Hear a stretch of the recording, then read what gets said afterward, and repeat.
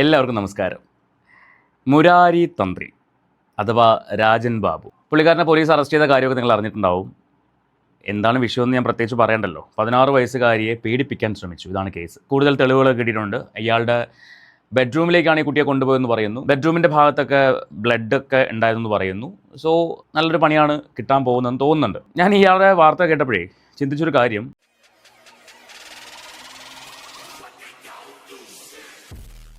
ദൈവം എല്ലാവർക്കും എല്ലാം കൊടുക്കില്ല എന്ന് പറയുന്നത് വെറുതെ അല്ല. ആവശ്യത്തിന് ഫെയിം, കുപ്രസിദ്ധി ആയിക്കോട്ടെ സുപ്രസിദ്ധി ആയിക്കോട്ടെ, കാശ്, പിന്നെ കഴിവുണ്ടെന്ന് സ്വയം കരുതുന്ന ഒരാൾ, ഈ ജ്യോതിഷം എല്ലാം അറിയാം എന്ന് പറഞ്ഞ് നടക്കുന്ന ഒരാൾ. നമ്മുടെ അർജുൻ മണ്ണിനടിയിൽ അകപ്പെട്ടു പോയപ്പോൾ അർജുൻ എവിടെയുണ്ട് എന്ന് പ്രവചിച്ചു എന്ന് സ്വയം അവകാശപ്പെടുന്നയാൾ. അർജുനെ ജീവനോടെ കിട്ടുമെന്ന് പറഞ്ഞിട്ട് പക്ഷേ നമുക്ക് അർജുനെ ജീവനോടെ കിട്ടിയിട്ടില്ല. സോ ആളൊരു ഉടായിപ്പനാണ് എന്ന് വ്യക്തം. ഇയാളെയൊക്കെ ഒരു റെപ്യൂട്ടഡ് ചാനലിലൊക്കെ വിളിച്ചിരുത്തി ചർച്ചയ്ക്ക് വിളിക്കുന്നവരുടെ ഒരു ഗതികേട് ആലോചിച്ച് പോകണം. ഞാൻ മറ്റാരെയും കുറിച്ചല്ല പറയുന്നത്, 24 ന്യൂസിനെ കുറിച്ച് തന്നെയാണ്. 24-ൽ കഴിഞ്ഞ കുറച്ച് ദിവസം മുൻപ് തമ്മിൽ എന്ന പ്രോഗ്രാമിനകത്ത് ഇയാൾ വന്നിട്ടുണ്ടായിരുന്നു. ഭയങ്കര ആധികാരികമായിട്ട് കുറേ കാര്യങ്ങൾ സംസാരിക്കുന്നുണ്ടായിരുന്നു. അതിൻ്റെ 2 ദിവസം കഴിഞ്ഞപ്പോഴാണ് അതേ 24-ൽ കേൾക്കുന്നു ഇയാളെ പീഡന കേസിൽ പെട്ടു, ഇയാൾ ഒളിവിലാണ് എന്നൊക്കെ പറഞ്ഞിട്ട് പിന്നെ പോലീസ് അറസ്റ്റ് ചെയ്തു. ഇതേ 24 തന്നെ ന്യൂസ് കേട്ടു. ചാനലിനെ സംബന്ധിച്ച് ചാനലിന് TRP ആണ് അവരുടെ ഇമ്പോർട്ടൻറ്റ്. നമുക്കെന്തായാലും ഇയാളുടെ 24-ലെ ആ ചർച്ചയിൽ വന്ന കുറച്ച് ഭാഗം ഒന്ന് കേട്ട് നോക്കാം. കുറേ കാര്യങ്ങൾ സംസാരിക്കാനുണ്ട്. ഈ പറയുന്ന പെൺകുട്ടിയുടെ ബന്ധു സംസാരിക്കുന്നുണ്ട്. മുരാരി 24-ൽ വന്നിട്ട് സംസാരിക്കുന്ന കുറച്ച് കാര്യങ്ങൾ ഒന്ന് കേട്ടു നോക്കാം. ജ്യോതിഷം എന്ന് പറയുന്നത് വേദാംഗങ്ങളുടെ ഒരു ശാഖയാണ്. കൃത്യമായി ജ്യോതിഷം കൈകാര്യം ചെയ്യാൻ വരാടിക്കാം. വരാടിക എന്ന് പറഞ്ഞാൽ കബഡി. ഈ കബഡി ശാസ്ത്രം എന്ന് പറയുന്ന കാപട്യശാസ്ത്രമാക്കി മാറ്റിയിരിക്കുന്ന ഒരുപാട് പേരുണ്ട്. അത് ഒരു ചാനൽ ചർച്ച വന്നിരുന്നിട്ട് തന്നെ പുകഴ്ത്തുന്ന ഒരാളെ ഞാൻ ആദ്യമായിട്ട് കാണുന്നത്. കബഡി ശാസ്ത്രം എന്ന് പറയുന്നത് കാപട്യശാസ്ത്രമായിട്ട് കൊണ്ടു നടക്കുന്ന ആൾക്കാർ ഉണ്ട്. എങ്ങനെയാണ് നിനക്ക് സാധിക്കുന്നത്? തന്നെക്കുറിച്ച് താൻ തന്നെ പറയുന്ന ആ ഒരു വയറ്റിപ്പിഴപ്പിന്റെ ഭാഗമാണ്. നിങ്ങൾ എൻ്റെ ഓരോ യൂട്യൂബ് ഡെയിലുള്ള ലൈവും കണ്ടാൽ നിങ്ങൾക്ക് മനസ്സിലാവും ഞാൻ എങ്ങനെയാണ് പ്രശ്നം കൈകാര്യം ചെയ്യുന്നത്. 4 പ്രമോഷൻ വിട്ടൊരു കളിയല്ല ബിഗിലേ. കാരണം ഈ ഒരു ചർച്ചയ്ക്കകത്തും ഇയാളുടെ യൂട്യൂബ് ചാനലിനെ കുറിച്ച് വല്ലാണ്ട് പ്രതിപാദിക്കുന്നുണ്ട്. മാത്രമല്ല ഇയാൾ അറസ്റ്റ് ചെയ്ത് പോലീസ് ജീപ്പിൽ കയറ്റിയ ശേഷവും മീഡിയക്കാർ ചോദിച്ചപ്പോഴേക്കും നിങ്ങൾ എൻ്റെ യൂട്യൂബുകാർ നോക്കിയാൽ മതി, മുരാരി ജ്യോതിഷാലയോ അങ്ങനത്തെ പേര് പറയുന്നുണ്ടായിരുന്നു, അവിടെ കയറി നോക്കിയാൽ മതി, വ്യക്തമായിട്ട് അറിയാൻ പറ്റും അവരെന്നെ ചീറ്റ് ചെയ്തതാണ് എന്ന് വ്യക്തമായിട്ട് അറിയാൻ പറ്റും. ഞാൻ നോക്കിയിട്ട് ഞാനൊരു പിണ്ണാക്കും കണ്ടില്ല കേട്ടോ. ബാക്കിയേക്കാം. ദിവസത്തിന് മുമ്പ് നിലമേലുള്ള ഒരു അമ്മ എന്നെ കാണാൻ വന്നു. ആ അമ്മയുടെ മകൻ പൂർണ്ണമായി കഞ്ചാവിന് അടിമയാണ്. പ്രശ്നം വെച്ചു. കൃത്യമായിട്ട് അമ്മയുടെ നിങ്ങൾ ഓരോ ദിവസം ലൈവ് നോക്കിയാൽ മതി. എല്ലാ ദിവസവും ഈ ജ്യോത്സ്യന്മാരെയൊക്കെ വെല്ലുവിളിക്കുന്ന ഒരാളാണ് ഞാൻ. എന്തിനെന്ന് വെച്ചാൽ വീഡിയോ കണ്ടാൽ പോരെ, ഇനി അയാളുടെ ലൈവും കാണണം. ഗതികേട് മനുഷ്യൻ്റെ. ഓക്കെ, ഇവർ ചെയ്യുന്ന ഓരോ ദിവസത്തെയും കബഡി പ്രശ്നം ലൈവായിട്ട് അവർ വിടട്ടെ, ജനം കാണട്ടെ. ഇപ്പം ഇവിടെ അദ്ദേഹം പറഞ്ഞതിൽ ഒരുപാട് സത്യാവസ്ഥയുണ്ട്. ഇതിനകത്ത് കള്ളനാണയങ്ങൾ ഒരുപാടുണ്ട്. നിങ്ങളുടെയൊക്കെ ഇദ്ദേഹത്തിൻ്റെ വീഡിയോ ഞാൻ കണ്ടിട്ടുണ്ട്. അതിൽ കള്ളനാണയങ്ങൾ ഒരുപാടുണ്ട്. പക്ഷേ നീചത്വം എന്ന് പറയുന്ന ഒരു സംഭവം ജാതകത്തിലുണ്ടെങ്കിൽ അവൻ കൃത്യമായി 18 വയസ്സും 6 മാസവും കഴിയുമ്പോൾ ഏതെങ്കിലും ഒരു ലഹരിക്ക് അടിമയായി മാറും. തർക്കമുണ്ടെങ്കിൽ എൻ്റെ വീഡിയോ എടുത്ത് നിങ്ങൾക്ക് നോക്കാം. നമ്മളൊന്നും ഇതുവരെ ഒരു ലഹരിക്കും അടിമയായിട്ടില്ലല്ലോ. ഇനി എന്തെങ്കിലും ലഹരിക്ക് അടിമയാണോ? ഇതുവരെ ഒന്നിനും അടിമയായിട്ടില്ല. കള്ള് സംഭവങ്ങളൊക്കെ ഉണ്ടല്ലോ, അതിനൊന്നും ഇതുവരെയും പിടിപെട്ടിട്ടില്ല. പിന്നെ എന്താണ് എല്ലാവരും എന്ന് ഇയാൾ പറയുന്നത്? വെല്ലുവിളിക്കാം ഞാൻ പറയട്ടെ. ഞാൻ നിങ്ങളാരും സംസാരിച്ചല്ലോ. ഞാൻ നിങ്ങളെ വെല്ലുവിളിക്കുക. നിങ്ങൾ എന്റെ മുമ്പിൽ എന്റെ കബഡി പലകയുടെ മുമ്പിൽ വന്നിരുന്നാൽ ഭൂതേജ വർത്തമാനേജ സമയേജ ഭവിഷ്യതി, നിങ്ങളുടെ ഭൂതം വർത്തമാനം ഭാവി ഞാൻ പറയും. ഇവിടെ എന്റെ മുമ്പിൽ വന്നിരിക്കുന്ന ഒരു വ്യക്തികളുടെയും പക്ഷെ ആളുടെ ഭാവി കാണാൻ പറ്റിയില്ല. ഈ പ്രോഗ്രാം നടന്ന് അടുത്ത 2 ദിവസത്തിനുള്ളിലാണ് ഈ കേസ് ഉണ്ടാവുന്നതും ആൾ ഇപ്പോൾ ജയിലിലേക്ക് പോയതും. അത് ആൾക്ക് അങ്ങോട്ട് കാണാൻ ദിവ്യദൃഷ്ടിയിൽ കണ്ടില്ല. അതെന്തുകൊണ്ടായിരിക്കും മുരാരി ചേട്ടാ നിങ്ങൾക്ക് നിങ്ങളുടെ ഭാവി കാണാൻ പറ്റാത്തത്? 2 ദിവസം കഴിയുമ്പോൾ എൻ്റെ ഭാവി ഇങ്ങനെയാവും, ഞാൻ ജയിലിലേക്ക് പോവും എന്നൊന്നും നിങ്ങൾക്ക് നിങ്ങളുടെ മനക്കണ്ണിൽ കാണാൻ പറ്റിയില്ലേ? ചിലപ്പോൾ നിങ്ങൾ നിങ്ങളുടെ ഭാവി നോക്കിയില്ലായിരിക്കും അല്ലേ? ചില ഹോട്ടലുകാരുണ്ട്, ഞാൻ എൻ്റെ ഹോട്ടലിൽ നിന്ന് ഭക്ഷണം കഴിക്കാറില്ല എന്ന് പറഞ്ഞ കുറച്ച് ഹോട്ടൽ മുതലാളിമാരുണ്ട് എന്ന് പറഞ്ഞ പോലെ ആശാൻ സ്വയം ഒന്നും നോക്കാറില്ല. അങ്ങനെ ആയിരിക്കും അല്ലേ? ഒരു കാര്യവും ഇന്ന് വരെ ഞാൻ കേട്ടിട്ടില്ല. അഥവാ ഒരു കഥ പറയാൻ തുടങ്ങിയാൽ ഞാൻ അവരോട് പറയും, അത് പല ദേശത്തു നിന്ന് വരുന്നവരായിരിക്കും. നിങ്ങൾ കഥ പറയാനാണെങ്കിൽ ഞാൻ നിങ്ങളുടെ കസേരയിൽ ഇരിക്കാം. അങ്ങനെ ഈ അമ്മ പോയി മുസ്ലിം സമുദായത്തിൽപ്പെട്ട ഒരു കുട്ടിയാണ്. അമ്മ വളരെ വിശ്വാസപൂർവ്വം വളർത്തുന്ന ഒരു മകനാണ്. ഈ അമ്മ പോയി അവരുടെ വീട്ടിൽ നോക്കിയപ്പോൾ കുറച്ച് സാധനങ്ങൾ ഇരിപ്പുണ്ട്. അതിന് പ്രകാരം എന്നെ വിളിച്ചു. ആ പയ്യൻ്റെ ഒരു സുഹൃത്ത് വഴി എൻ്റെ അടുത്ത് കാണാൻ പറ്റു. അതും ലൈവാ, കള്ളത്തിനൊന്നും പറയല്ല. പ്രശ്നം നോക്കിയിട്ട് അയാളോട് ഞാൻ ചോദിച്ചു, നിങ്ങൾ ഡെയിലി 70 കഞ്ചാവ് അടിക്കത്തില്ലോ എന്ന് ചോദിച്ചു. ചെറിയ പയ്യനാ. ഇന്ന് ആ പയ്യൻ എറണാകുളത്ത് ആസ്ട്രോയിൽ അഡ്മിറ്റാ. ഇതാണ് ശരിക്കും ജ്യോതിഷം. ഞാൻ പറയട്ടെ മാഷെ, ഞാൻ ഇടക്കേറിയല്ലോ. തുള്ളുന്നു, അല്ലെങ്കിൽ വേല് കുത്തുന്നു, അല്ലെങ്കിൽ എന്താ പറയുന്നത് മദ്യം കുടിക്കുന്നു, കോഴിയെ വെട്ടുന്നു, ഇങ്ങനെയുള്ള സ്വാമിയാരൊക്കെ ഉള്ള കാലം ഇത്. അവിടെ ഈ ജ്യോതിഷം വിഭിന്നമാകുന്നത് ദൈവജ്ഞേന സമാഹിതേന സമയെ കിഞ്ചിൽ ബലം പ്രവച്ചതി. ദൈവജ്ഞനെ നിങ്ങൾ ഒരാൾ കാണാൻ വരുമ്പോൾ അവിടെ അതിനൊരു ബലം ഉണ്ടാവും. ഇതിനകത്ത് എത്ര വിശ്വാസമുണ്ടെന്ന് എനിക്കറിയത്തില്ല. അപ്പം ഇവിടെ വന്നിരിക്കുന്ന ചർച്ച വിശ്വാസവും അവിശ്വാസവും അല്ലേ, അന്ധവിശ്വാസമാണ് ഇവിടെ വന്നിരിക്കുന്നത്. ഇപ്പൊ നമ്മുടെ ഈ യുഗം പോകുന്നത് എന്റെ കാഴ്ചപ്പാടിൽ അന്ധമായ വിശ്വാസത്തിലേക്ക് തന്നെയാണ്. പണ്ഡിതനാട്ടോ, ഭയങ്കര പാണ്ഡിത്യമുള്ള ഒരാളാണ്. പക്ഷേ ഞാൻ പറഞ്ഞില്ലേ, അയാളുടെ ഭാവി കാണാൻ പറ്റിയില്ല. കലികാലം അല്ലേ, വിനാശകാലേ വിപരീത ബുദ്ധി എന്നൊക്കെ പറഞ്ഞ് കേട്ടിട്ടുണ്ട്. അത് തന്നെയാണ് ഇവിടെ നടന്നത്. കാരണം തന്നെ കാണാൻ വന്ന അമ്മയും മോളെയും, ഇതിനകത്ത് അമ്മേനെയും പറയണോട്ടോ. കാരണം ഇന്നത്തെ കാലത്ത് മോളുടെ ബാധ ഒഴിപ്പിക്കാൻ വേണ്ടി ഇയാളെപ്പോലുള്ള ആൾക്കാരുടെയൊക്കെ മുന്നിൽ പോയി ഇരിക്കേണ്ടി വന്നാൽ അവരുടെ ഒരു അവസ്ഥയെ അല്ലെങ്കിൽ അവരുടെ ഒരു മനസ്സേ, അത് മാത്രമല്ല ആ കുഞ്ഞിനെ ഒറ്റയ്ക്ക് അയാളുടെ വീട്ടിനകത്തേക്ക് പറഞ്ഞു വിട്ടു ഈ ബാധ ഒഴിപ്പിക്കാൻ വേണ്ടി. അയാൾ കൊണ്ടുപോയത് എവിടെയാണ്? അയാളുടെ ബെഡ്റൂമിലേക്ക്. അവിടെ പോയിട്ട് ഈ കുട്ടിയെ ടച്ച് ചെയ്യുകയോ എന്തൊക്കെയോ ചെയ്യാൻ ശ്രമിച്ചപ്പോൾ ഈ കുട്ടി അത് എതിർത്തു. സോ അതിൻ്റെ ചെകിടത്തടിച്ചെന്ന് പറയുന്നുണ്ട്. ഇത് പറയുന്ന ഇയാളുടെ ബന്ധുവാണ്. ആ ഒരു ഓഡിയോയിലേക്ക് പോകാൻ നമുക്ക് അതിന് മുൻപായിട്ട് ഇയാൾ അറസ്റ്റ് ചെയ്ത ആ ഒരു രംഗം കൂടി കാണാം. പത്തനംതിട്ടയുള്ളൊരു ഹോട്ടലിൽ നിന്നാണ് അറസ്റ്റ് ചെയ്യുന്നത്. പത്തനംതിട്ടയാണെന്ന് തോന്നുന്നു. അവിടെ നിന്നാണ് അറസ്റ്റ് ചെയ്യുന്നത്. ആ അറസ്റ്റ് ചെയ്ത് ജീപ്പിൽ കയറ്റുമ്പോൾ പത്രക്കാർ കുറച്ച് കാര്യങ്ങൾ ചോദിക്കുന്നുണ്ട്. അപ്പോൾ ഇയാൾ പറയുന്ന മറുപടി ഉണ്ട്. അവിടെ അയാൾ പ്രൊമോഷൻ കേൾക്കാം കേട്ടോ, കേൾക്കാം. നമസ്കാരം, ഞാൻ നിങ്ങളുടെ സ്വന്തം VS മുരളീധരൻ. ക്ഷേത്രത്തിലെ കൊടിമരം എന്ന് പറയുന്നത് എന്താണ്? കൊടിമരത്തിന്റെ പ്രാധാന്യം എന്താണ്? ഇതറിയാൻ വേണ്ടിയിട്ടാണ് ഒരുപാട് പേരും ചോദ്യങ്ങൾ ചോദിച്ചത്.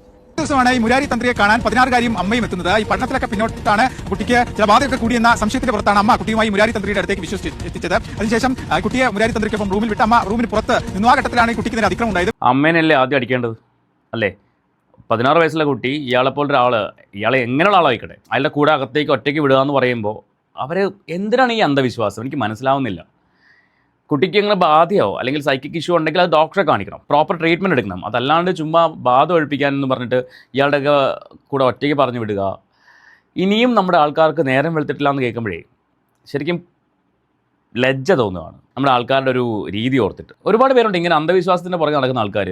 ഒന്ന് പറഞ്ഞ് രണ്ടാമത്തേന് ഇതുപോലെ പോയി അവർ പറയുന്ന എല്ലാ പൂജകളും ചെയ്ത് വഴിപാടുകളും ചെയ്തുള്ള കയ്യിലെ കാശും കളഞ്ഞ് അവസാനം കടവും മേടിച്ച് ഇതെല്ലാം ചെയ്ത് കഴിഞ്ഞിട്ട് പിന്നെയും ഗതികെട്ട അവസ്ഥയിൽ ജീവിക്കുന്ന ആൾക്കാർ. ഇവർ ഈ കടം തീർക്കാൻ വേണ്ടി അടുത്ത പലിശയ്ക്ക് എടുക്കും. പലിശക്കാരൻ വീട്ടിൽ കയറി ഇറങ്ങുമ്പം ഒരു മുഴം കയറിലങ്ങ് തീരും. ഇതൊക്കെ ഒരുപാട് നമ്മൾ കാണുന്നുണ്ട്, ഒരുപാട് കാണുന്നുണ്ട്.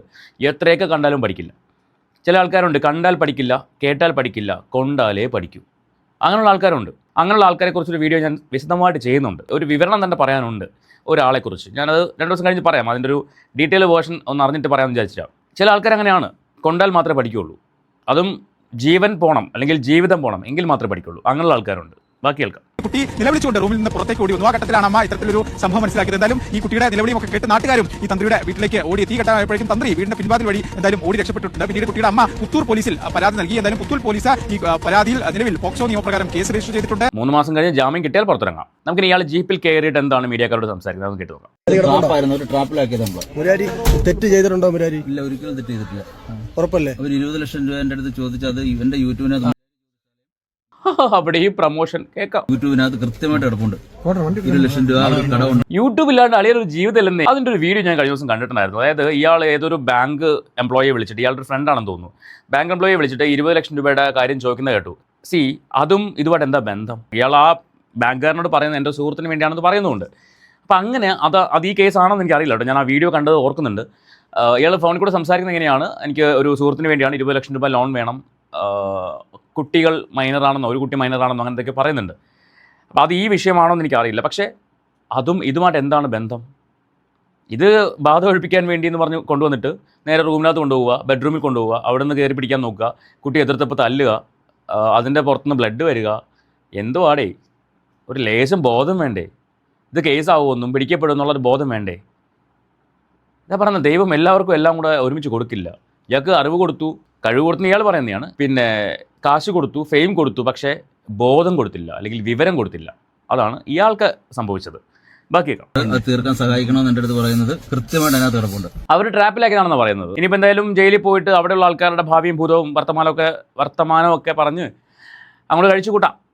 അടുത്ത 3 മാസത്തേക്ക് ജാമ്യം ഇല്ലല്ലോ, 3 മാസത്തേക്ക് ജാമ്യം കിട്ടില്ലല്ലോ. നമുക്കിനി ആ ബന്ധുവിൻ്റെ ഒരു ഓഡിയോ ക്ലിപ്പ് വന്നിട്ടുണ്ട്, അതൊന്ന് കേട്ട് നോക്കാം. ആ ബന്ധു എന്താണ് ഈ വിഷയത്തിൽ പറയുന്നത്? ബന്ധു എന്തായാലും ദൃക്സാക്ഷിയല്ല, അയാൾ ഒരുപക്ഷെ ഈ അമ്മ പറഞ്ഞു കേട്ടുള്ള അറിവുകൊണ്ട് പറയുന്നതായിരിക്കും. ഞാൻ പറഞ്ഞില്ല, ഈ അമ്മേനെയാണ് ആദ്യം 2 പൊട്ടിക്കേണ്ടത്. ഇമാതിരി തോന്നിവാസം കാണിച്ചിട്ട് ഇമാതിരി തെണ്ടികളുടെയൊക്കെ അടുത്ത് കൊണ്ടുപോയി ആലോചിക്കാൻ പോലും വയ്യ കാര്യം. നമുക്ക് എന്തായാലും ബന്ധുവിൻ്റെ ഓഡിയോ ഒന്ന് കേട്ടു നോക്കാം. ബാധയുടെ പ്രശ്നമൊക്കെ കാണുന്നുണ്ട്. അതുകൊണ്ട് ഈ കുട്ടിയെ തനിച്ച് ഒരു പൂജയിൽ അദ്ദേഹത്തിന് പങ്കെടുപ്പിക്കണമെന്ന് പറഞ്ഞു. ബോധ്യപ്പെടുത്തതിന്റെ അടിസ്ഥാനത്തിൽ ഈ അമ്മ പുറത്തിരിക്കുകയും ഈ പെൺകുട്ടി അകത്ത് കയറുകയുണ്ടായി. ഇപ്പൊ അതിന്റെ വീഡിയോ ഒക്കെ ഞങ്ങളിലുണ്ട്. ഈ കയറി പോകുമ്പോൾ ഏറ്റവും അവസാനം ഒരു ബെഡ്റൂമാണ്. ആ ബെഡ്റൂമിൽ ഈ പെൺകുട്ടിയെ ഇയാൾ എത്തിക്കുകയാണ് ഉണ്ടായത്. എത്തിച്ചിട്ട് ഇതിന്റെ ഉടുപ്പഴിക്കാൻ പറയുക. പറ്റത്തില്ല എന്ന് പറഞ്ഞ ആ പെൺകുട്ടിയുടെ കരണത്താണ് അദ്ദേഹം ആദ്യം അടിക്കുന്നത്. ആ കുട്ടിയുടെ ദേഹം മുറിയുകയും ആ ബ്ലഡ് ആ ഭിത്തിയിൽ പറ്റിയിരിക്കുന്ന വീഡിയോ ഉൾപ്പെടെ നമ്മളതിലുണ്ട്. ഇദ്ദേഹം പെൺകുട്ടിയുടെ പുറകെ ഓടി വന്നിട്ട് പറയാ, പെൺകുട്ടിയെ തുടരരുത്, ആ പെൺകുട്ടിയുടെ ദേഹത്ത് ബാധ കയറിയിരിക്കുകയാണ്, നിങ്ങൾ കെട്ടിപ്പിടിച്ചാൽ നിങ്ങളുടെ ദേഹത്തും ബാധ കയറുമെന്നും പറഞ്ഞിട്ട് ഈ അമ്മയും കൂടെ പേടിപ്പിക്കാനാണ് ശ്രമിച്ചത്. ഇദ്ദേഹത്തിന് ഈ പ്രശ്നം വഷളാവുമെന്ന് കരുതിയിട്ട് ഇദ്ദേഹം ആ ജ്യോതിശാലയത്തിന്റെ പുറകെ കൂടെ ഇറങ്ങി ഓടുകയാണ് ഉണ്ടായത്. ഇതാണ് സംഭവിച്ചതെന്ന് ഈ ബന്ധു പറയുന്നു. ഇത് അമ്മ പറഞ്ഞാൽ അറിവായിരിക്കാം. ഇനി വീഡിയോയുടെ കാര്യമൊക്കെ പറയുന്നത് കയറി പോകുന്ന സമയത്ത് എന്തിനാണ് വീഡിയോ എടുക്കുന്നത്? അവിടെ എനിക്കൊരു കല്ലുകടി തോന്നുന്നുണ്ട്. കയറി പോയപ്പോൾ വീഡിയോ എടുത്തു, ബാക്കി പിന്നെ അകത്ത് പോയിട്ട് ബ്ലഡ് സാമ്പിളും ഒക്കെ കണ്ടിട്ടാണ് അതിൻ്റെയൊക്കെ വീഡിയോ ആണെന്ന് പറയുന്നു. കുട്ടീനെ തല്ലിയെന്ന് കുട്ടി പറഞ്ഞുള്ള അറിവായിരിക്കും. തിരിച്ച് ഓടി വരുന്ന കുട്ടീനെ പിടിക്കലെന്ന് പറയുന്നു. കുട്ടിയുടെ പുറത്ത് ബാധയുണ്ട്, ആ ബാധയെ കെട്ടിപ്പിടിച്ചാൽ നിങ്ങൾക്ക് വരും. അപ്പോൾ അങ്ങനെയാണെങ്കിൽ ഈ കുട്ടീനെ അവിടം വരെ കൊണ്ടുപോകുന്ന സമയത്ത് അമ്മ കയ്യിൽ പിടിച്ചും കെട്ടിപ്പിടിച്ചൊക്കെ തന്നെയല്ലേ കൊണ്ടുപോയിട്ടുണ്ടാവുക. അപ്പോഴൊന്നും പകരാത്ത ബാധ ആ സമയത്ത് എങ്ങനെയാണ് പകരുന്നത്? മുരാരി ചേട്ടൻ എന്തായാലും കൊള്ളാം. ചിന്തിക്കാൻ പോലും പറ്റുന്നില്ല ഇത്തരം വിഷയങ്ങളിൽ എങ്ങനെ പറ്റുന്നത്. ഇയാൾക്ക് കൊച്ചിൻ്റെ അച്ഛൻ്റെ പ്രായം ഉണ്ടാവില്ലേ, അച്ഛൻ്റെയോ അപ്പൂപ്പൻ്റെയൊക്കെ പ്രായം ഉണ്ടാവില്ലേ? എങ്ങനെ കഴിയുന്നേ? ആ കുട്ടീനെയൊക്കെ കയറി പിടിക്കുക, ആലോചിക്കാൻ വയ്യ. ഇവനെയൊക്കെ എന്താ പുറലോകം കാണിക്കരുത്, പുറത്തേക്ക് വിടരുത്. പക്ഷെ നമ്മുടെ സിസ്റ്റം ശരിയല്ല, നമ്മുടെ നിയമം ശരിയല്ല. ശരിക്കും ഞാൻ വെറുതെ പറയുന്നത്, നമ്മുടെ നിയമം ഒട്ടും ശരിയല്ല. കാരണം എന്ത് തെറ്റ് ചെയ്താലും ആ തെറ്റ് ചെയ്യുന്നവന് ഈസി ആയിട്ട് പുറത്ത് വരാൻ പറ്റുന്ന ലൂപ്പ് ഹോൾസ് നമ്മുടെ നിയമത്തിനകത്തുണ്ട്. അതുകൊണ്ടാണ് പുതിയ പുതിയ പുതിയ പുതിയ ക്രിമിനൽസ് ഇവിടെ ഉണ്ടായി വരുന്നത്. ഇത് പറയുമ്പോൾ എനിക്ക് വേറൊരു വിഷയം പറയാതിരിക്കാൻ വയ്യ. നമ്മുടെ അരിമ്പൂർ വിഷയം ഉണ്ടല്ലോ, അരിമ്പൂർ വിഷയത്തിൽ ആ 1-ാം പ്രതി ഇതുവരെ പോലീസ് അറസ്റ്റ് ചെയ്തിട്ടില്ല, അറസ്റ്റ് ചെയ്യാൻ പറ്റിയിട്ടില്ല. അതിന് കാരണം അരിമ്പൂർ സ്റ്റേഷനിൽ 2 വിഭാഗം ആൾക്കാരുള്ളത്, 2 വിഭാഗം ആയിട്ടാണ് ഉദ്യോഗസ്ഥരുള്ളത്. SIയുടെ ഗ്രൂപ്പ് ഒരു ടീം, CIയുടെ ഗ്രൂപ്പ് വേറൊരു ടീം. ഒന്ന് ആലോചിക്കണം, ഒരു സ്റ്റേഷനിലെ കാര്യമാണ് ഞാൻ ഈ പറയുന്നത്. SIയും ടീമും എന്ന് പറയുന്നത് പ്രതികളെ പിടിക്കാൻ വേണ്ടി തയ്യാറെടുക്കുമ്പോൾ CIയും ടീമും അവിടെ നിന്ന് എന്ത് ചെയ്യും, അവരെ രക്ഷപ്പെടാൻ വേണ്ടിയുള്ള വഴിയൊരുക്കി കൊടുക്കും. ഇത് ഞാൻ അന്വേഷിച്ച് പറഞ്ഞൊരു കാര്യമാണ്. അതുകൊണ്ട് മാത്രമാണ് ആ ചെക്കനെ ഇതുവരെ അറസ്റ്റ് ചെയ്യാൻ പറ്റാത്തത്. ഇനി ഇപ്പോൾ എന്താ സംഭവിച്ചെന്ന് ചോദിച്ചാൽ, നമ്മൾ ആ വീഡിയോ ചെയ്തതിന് ശേഷം ഒരാളെ അറസ്റ്റ് ചെയ്തു, ഒരു പയ്യനെ അറസ്റ്റ് ചെയ്തു, അനന്തു എന്ന് പറഞ്ഞിട്ട്. ഈ സകൽ എന്ന് പറയുന്നവൻ അറസ്റ്റ് ചെയ്യാൻ പറ്റാത്തത്, ഇവനെ ഒളിവിൽ പോകാൻ സഹായിച്ചത് അവിടുത്തെ പഞ്ചായത്ത് മെമ്പറോ വാർഡ് മെമ്പറോ എങ്ങനെ ഒരുത്തനുണ്ട്, ഒരു കോൺഗ്രസ്സുകാരൻ, അവൻ്റെ അമ്മാവനാണ്. അയാളാണ് സഹായിച്ചത്. അയാളും ഇവൻ്റെ അച്ഛനും അയാളും കൂടി ചേർന്നാണ് ഇവനെ രക്ഷപ്പെടാൻ വേണ്ടിയുള്ള ഒത്താശ ചെയ്ത് കൊടുക്കുന്നത്. ഇത്തരത്തിൽ ഈ പയ്യനെ ഒളിവിൽ താമസിപ്പിച്ചിട്ട് ഇപ്പോൾ നോട്ട് അറസ്റ്റ് ഓർഡർ വാങ്ങി വെച്ചേക്കാണ്. 12-ാം തീയതി വരെ അവനെ അറസ്റ്റ് ചെയ്യാൻ പാടില്ല, കോടതി ഓർഡർ. ആ വീഡിയോ കണ്ട കോടതിക്ക് എങ്ങനെ ആ ഒരു ഓർഡർ കൊടുക്കാൻ പറ്റുള്ളൂ എനിക്കറിയത്തില്ല. അപ്പോൾ നോട്ട് അറസ്റ്റ് ഓർഡർ വാങ്ങിയതിന് ശേഷം ഇവൻ ഇപ്പോൾ അവിടെ നാട്ടിൽ വിലസ് നടക്കുന്നുണ്ട്. 12-ാം തീയതി വരെയാണ്. ഈ 12-ാം തീയതി കഴിയുമ്പം, അല്ലെങ്കിൽ അതിനിടയ്ക്ക് ഒരു പക്ഷേ മുൻകൂർ ജാമ്യത്തിന് ശ്രമിക്കുന്നുണ്ടാവും. മുൻകൂർ ജാമ്യം കിട്ടിക്കഴിഞ്ഞാൽ പിന്നെ കേസിന് വേണ്ടി കോടതി ഹാജരായാൽ മതിയല്ലോ. അപ്പോൾ ഈ അറസ്റ്റിലായ 4 ചെക്കന്മാരുണ്ടല്ലോ, നേരത്തെ അറസ്റ്റിലായ റിമാൻഡ് ചെയ്യപ്പെട്ട് ഇപ്പോൾ ജാമ്യം കിട്ടി പുറത്തിറങ്ങി, ആ 4 പേർക്ക് കിട്ടി അടിക്ക് കൈയും കണക്കുണ്ടായിരുന്നില്ല ജയിലിൽ പോയിട്ട്. അതായത് അവനെ തല്ലാത്തവന്മാരാണ്, ആലോചിക്കണം. തല്ലാത്തവന്മാർ പൊതുരെ തല്ല് കിട്ടി ജയിലിൽ വെച്ച്. അതിൽ തല്ലാത്ത മുണ്ട് മടക്കി കൊടുത്തൊരു പയ്യനുണ്ട്. ആ പയ്യൻ ശരിക്കും ഈ കേസിൽ പ്രതി പോലും ആവേണ്ടവനല്ല. അത് ഈ സ്റ്റേഷനിൽ ഈ ഉന്നത ഉദ്യോഗസ്ഥൻ എന്ന് പറയുന്ന അയാൾ ചെയ്ത പണിയാണ് ഇവൻ്റെ പേരും കൂടെ പ്രതി ചേർത്തത്. അത് ഈ വാർഡ് മെമ്പർ പറഞ്ഞിട്ട്. നിങ്ങളൊന്ന് ആലോചിച്ചോണം ഈ നിയമം എങ്ങോട്ടാണ് പോകുന്നതെന്ന്. മനസ്സിലായോ? അപ്പോൾ ഒരു പോലീസ് സ്റ്റേഷനിൽ ഒരു പോലീസുകാരൻ വിചാരിച്ചാൽ ആരെയും പ്രതിയാക്കാം. അതാണ് ഇന്നത്തെ കാലം. ഇന്നത്തെ നിയമവ്യവസ്ഥ അങ്ങനെയാണ്. ഒരു പാവപ്പെട്ട ചെറുപ്പക്കാരൻ, ഒരു 10-20 വയസ്സുള്ള ചെറുപ്പക്കാരൻ ചെയ്യാത്ത കുറ്റത്തിന് ജയിലിലായി 7 ദിവസം. 7-ാമത്തെ ദിവസം ജാമ്യം കിട്ടി പുറത്തിറങ്ങി. പക്ഷെ അവൻ്റെ പേരുദോഷം മാറോ? അവൻ അറിയുന്നവർക്കറിയാം അവൻ തെറ്റ് ചെയ്തിട്ടില്ലാന്ന്. എന്നാൽ യഥാർത്ഥ കുറ്റവാളി, യഥാർത്ഥത്തിൽ ആ പയ്യനെ തല്ലിയവനോ ഇപ്പോഴും യാതൊരു തെറ്റും ചെയ്യാത്തവനെ പോലെ പുറത്ത് നടക്കുന്നു. അവന് ശിക്ഷയില്ല, അവന് ജയിലിൽ കിടക്കണ്ട, ഒന്നും വേണ്ട. ഇത് ആരുടെ മിസ്റ്റേക്കാണ്? നമ്മുടെ പോലീസ് സംവിധാനങ്ങളുടെ മിസ്റ്റേക്കാണ്. ശരിക്കും അവിടെ SIയും കൂട്ടരും എന്ന് പറയുന്നത് ഭയങ്കര ആത്മാർത്ഥമായിട്ട് പണിയെടുക്കുന്ന ആൾക്കാരാണ്. അത് പറയാൻ കാരണം, നമ്മുടെ ആ വീഡിയോ ചെയ്ത് 2-ാമത്തെ ദിവസം ഇതിലൊരുത്തൻ അറസ്റ്റ് ചെയ്തു. പക്ഷേ ഇവൻ അറസ്റ്റ് ചെയ്യാൻ വേണ്ടി ശ്രമിക്കുമ്പോൾ മുഴുവൻ അവിടെ തടസ്സങ്ങളാണ്, പല രീതിയിലുള്ള തടസ്സങ്ങളാണ്. ഇതാണ് നമ്മുടെ സിസ്റ്റം എന്ന് പറയുന്നത്, നമ്മുടെ പോലീസ് സംവിധാനം എന്ന് പറയുന്നത്. രാഷ്ട്രീയക്കാർക്ക് വിടിവേല ചെയ്യുന്ന കുറേ ഉദ്യോഗസ്ഥരുണ്ടെങ്കിൽ എങ്ങനെ നീതി നടപ്പിലാവും, എങ്ങനെ നിയമം നടപ്പിലാവും? അതാണ് അന്തിക്കാട് സ്റ്റേഷനിൽ നടക്കുന്നത്. എനിവേ, നമ്മുടെ ഈ ഒരു വിഷയത്തിൽ കൂടെ ഞാനത് കൗട്ട് ചെയ്ത് പറഞ്ഞതേ ഉള്ളൂ. ഇതിൻ്റെ ഒരു വിശദമായ വീഡിയോ ഞാൻ ഉടനെ ചെയ്യുന്നുണ്ട്. നിങ്ങളുടെ അഭിപ്രായം കമൻറ്റ് ചെയ്യുക. മുരാരി തന്ത്രിയുടെ ഇനിയുള്ള ഭാവി എന്താകും എന്നുള്ളത് നമുക്ക് കണ്ടറിയണം. മറ്റൊരു വീഡിയോയുമായിട്ട് വീണ്ടും കാണാം.